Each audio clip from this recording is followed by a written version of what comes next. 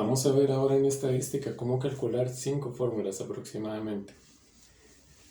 A la hora de calcular estas fórmulas, vamos a usar la calculadora directamente.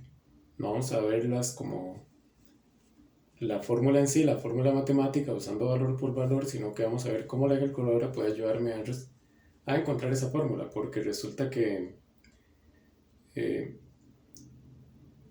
no son tan fáciles de manejar manualmente y es bueno aprovechar de la herramienta de la calculadora para que esta actúe porque, repito, al ser no tan fácil de manejar, son fórmulas que en realidad son bastante largas dependiendo del grupo de datos, tienen varios pasos y pueden resultar un poco problemáticas porque como cualquier fórmula, al solo equivocarse con un dato ya y esto entorpece todo el resto del trabajo. En ese sentido, la calculadora puede encontrar estas fórmulas que vamos a ocupar. Vamos a ver cómo 3 de ellas se calculan con la calculadora y luego 2, que vamos a ver la fórmula. Sin embargo, de esas 2 son las fórmulas más sencillas para estudiar. También es importante que con estos pasos son para la calculadora Casio FX 570 y hay variaciones de este modelo, porque hay unas calculadoras más modernas que funcionan un poco diferentes, sin embargo estas aún son las más comunes en estos tiempos. Entonces vamos a ver cómo trabajar con esta y bueno, nada más. En realidad para la otra no voy a ver cómo, y obviamente si algún estudiante puede consultar y yo le puedo responder. Resulta que para estas fórmulas se le aplican a un grupo de datos, una cantidad de números, básicamente. Lo primero que uno va a hacer a la hora de trabajar estadísticamente es agregar la tabla para datos, que es una tabla donde yo voy a poner esos datos. Para agregar esa tabla, digamos, para accesar a ella, simplemente tenemos que darle mode 3.1. Al dar mode 3.1, nos va a aparecer directamente una tabla en la pantalla de la calculadora. Aquí lo que uno va a hacer es ir agregando número por número, moviéndose para abajo con el cursor y luego siguiendo los pasos. Esa segunda columna que aparece ahí es una columna de frecuencias. Resulta que esta columna es útil, por ejemplo, cuando uno quiere calcular esos datos. Lo que vamos a calcular son estas 3 fórmulas: promedio, desviación estándar y varianza. Cuando uno le piden calcular alguna de esas para una tabla o un grupo de datos que tiene un valor asociado, es decir, por ejemplo, si yo quiero calcular las notas de un estudiante, tomando en cuenta trabajo cotidiano, trabajo extra clase, asistencia, exámenes, cada uno de esos rubros tiene ¿cómo se dice? Un valor diferente, un valor asociado diferente, pero tiene un valor asociado. Por ejemplo, el trabajo cotidiano, no sé hoy en día cuánto vale, pero podría valer, digamos que vale 15, digamos que los exámenes pueden valer 50, etcétera. Esto obviamente va a variar dependiendo del ejercicio, no siempre son los mismos datos, yo estoy dando datos de al azar completamente. La cuestión es que a veces para calcular estas fórmulas se los vamos a calcular a datos que tienen asociados algún valor, ya sea un porcentaje o una cantidad. Esto es lo que ustedes tienen que saber, que cuando esos datos tienen asociados una cantidad o un porcentaje hay que hacer esto. Incluso uno siempre puede agregar esa segunda columna, porque incluso si no tuviera si no tuviera ningún valor asociado, esto no va a alterar para nada ya el desarrollo de las fórmulas. La calculadora igual va a poder calcularlas, va a poder hacerlas. Sin embargo, para agregar esa columna, que yo les recomiendo que en realidad lo hagan y lo dejen así para la hora del examen, por ejemplo, es sencillo. Si el ejercicio no tiene datos asociados, no se pone nada en la segunda columna. Y si los tiene, simplemente se van poniendo. Uno se mueve entre esas casillas usando las flechas del cursor de la calculadora. Para agregar esa segunda columna, uno tiene que darle Shift Mode. Esa flecha abajo quiere decir el cursor hacia abajo, es decir, darle hacia abajo la parte donde tienen las 4 flechas, los 4 puntos cardinales básicamente. Luego le dan 4 y 1. 4, de hecho, ustedes van a ver que si ustedes le dan Shift Mode y la flecha hacia abajo va a aparecer en el número 4 la palabra estadística. O, bueno, no estadística entera, sino que solo viene stat, que es parte del inglés de statistics. Luego uno le da 4 y va ahí lo que les va a preguntar la calculadora. Dice frecuencia como una pregunta, 1 on, encendido, y 2 off, apagado. Obviamente uno le da 1 para activar la segunda columna. Luego cuando uno activa la segunda columna tiene que volver a hacer esto de igual forma, porque ella lo va a sacar de la tabla. Entonces tiene que volverle a dar siempre mode 3.1 para volver a acceder a la columna. Y cuando ustedes accedan a la columna una vez hecho aquello, van a ver que la tabla va a tener ahora 2 columnas.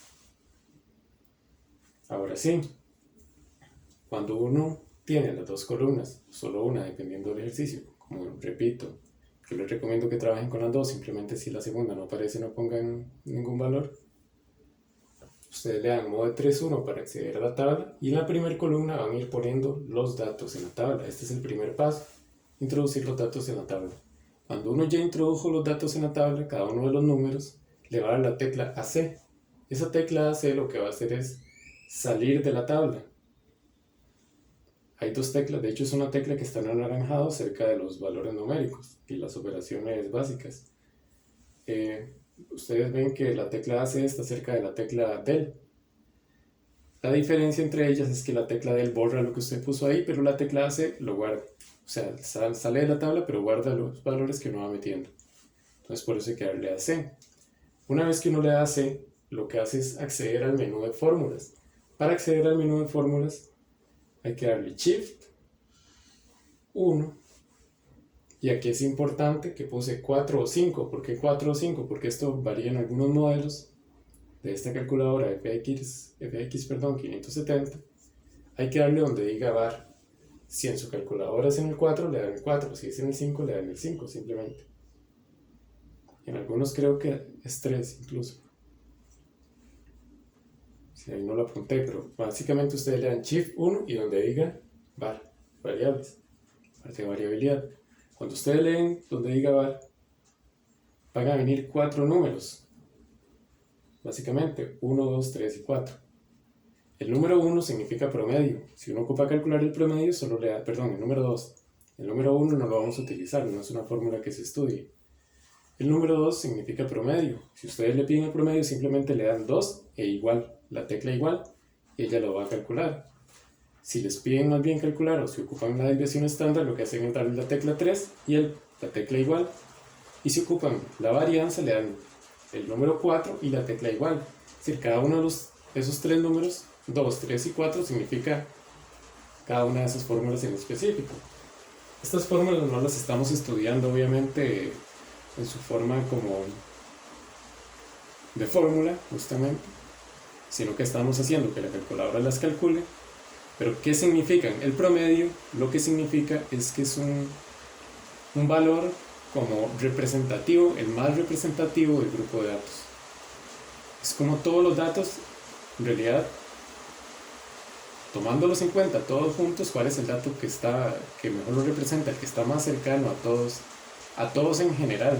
No quiere decir que está a la misma distancia de todos los datos, sino que tomándolos en cuenta todos juntos, es el dato que mejor representa todo el grupo de datos. La desviación estándar y la varianza lo que hacen es medirme ambos de hecho dan el mismo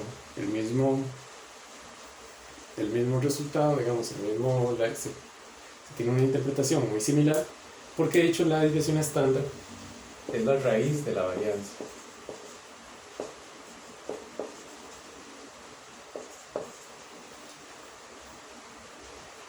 Ahí no dice varianza, bueno, ustedes entienden. La desviación estándar es la raíz de la varianza. Entonces son valores que están bastante asociados en sí, asociados de forma totalmente directa. Y la varianza lo que me mide para un grupo de datos es qué tanto en promedio se alejan ellos del promedio, digámoslo así. O sea, qué tan homogéneos o no son los datos. Si uno tiene un grupo de datos y todos los datos son 1, resulta que la varianza va a dar 0, porque al dar 0, también importante con la varianza y la desviación estándar, es que entre más cercano al 0 quiere decir que los datos varían menos. Y entre más lejano al 0 estén, quiere decir que los datos varían más, obviamente. Eso es importante a la hora de interpretar, sin embargo, generalmente no es algo que hay que hacer mucho en la prueba, pero lo que esas fórmulas dan a entender es esto, básicamente. ¿Qué tanto en promedio se desvían los datos del promedio? Que el promedio es como el dato, digamos, la mejor representación de ellos. La varianza y la desviación estándar lo que me dicen es los otros datos, o sea, qué tan homogéneos, qué tan cerca o qué tan lejos están ellos del promedio, en general, en promedio, digamos así. En ese sentido es un poco tal vez extraño de entender si yo les digo es el promedio de qué tanto se alejan los datos del promedio, pero es más fácil de entender si yo les digo lo que mide es qué tan homogéneos, es decir, qué tan similares o qué tan dispares, qué tan heterogéneos son los datos. Entre más, si usted calcula esto para todos grupos de datos distintos, el que esté más cercano al 0 va a ser el que tenga los datos más homogéneos, es decir, que los datos sean más similares entre sí. Quédense de hecho con esto último, la desviación estándar y la varianza. Lo que me dicen es qué tan similares o qué tan distintos son entre sí los datos. Entre más bajo sea el valor, son más similares, y entre más alto son más disparejos, más dispares. El coeficiente de variación me mide algo muy similar en realidad. De hecho, el coeficiente de variación me mide esto, pero de forma porcentual, que es lo mismo. Lo que él me va a decir es qué tan pares o dispares son los datos, pero este sí se calcula manualmente, porque él no viene entre las opciones de la calculadora. Este modelo al menos no. Sin embargo, es muy fácil de calcular, es simplemente la desviación estándar entre el promedio. El promedio aquí lo puse entre dos líneas que simbolizan valor absoluto. Simplemente quiere decir que se toma el valor positivo del promedio. Ambos tienen que ser positivos, siempre tienen que dar un número positivo. Si el promedio fuera negativo, simplemente se toma el valor positivo. Pero el coeficiente de variación siempre va a ser esto: la desviación estándar, que es el número 3, entre el promedio, que es el número 2. Uno obviamente, para calcular el coeficiente de variación, si no se los dan estos valores, la desviación estándar y el promedio, tiene que calcularlo siguiendo estos pasos. Y repito, el coeficiente de variación de hecho va por un camino similar, bastante similar, a lo que es la desviación estándar. O sea, lo que sirve es para simplemente ver qué tan similares o distintos son el grupo de datos. Voy a darles una segunda fórmula que también hay que aprenderse para hacer la mano, pero es una fórmula bastante sencilla. De hecho, voy a borrar esto de acá. Me alcance bien.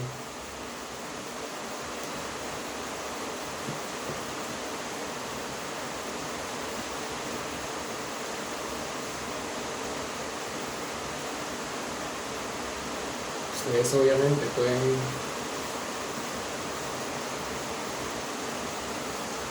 pausar el video y apuntar las fórmulas. Hace falta que estén inscritos ahí todo el tiempo. Y la última que vamos a ver es la de la posición relativa de un dato. Ese dato voy a llamarlo x0 por ponerle un nombre, porque en la fórmula ocupa un nombre. La posición relativa de un dato siempre va a ser el dato menos el promedio entre la desviación estándar.